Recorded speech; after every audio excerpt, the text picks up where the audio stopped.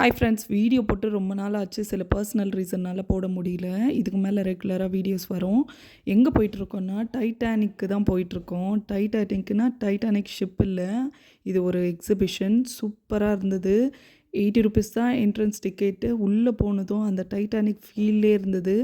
Music கூட Titanic மியூசிக்கே போட்டு ஃபுல்லாகவே செம்ம செட்டப் பண்ணியிருந்தாங்க.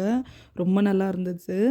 எனக்கு இதில் ரொம்ப பிடிச்சது வந்து அந்த லைட்ஸ் தான். சூப்பராக இருந்தது. எல்லா பக்கமும் லைட்ஸ் பயங்கரமாக இருந்தது. அங்கங்கே இந்த மூவியில் வர கேரக்டர்ஸ் எல்லாம் ஸ்டாச்சு மாதிரி நிற்க வச்சுருந்தாங்க.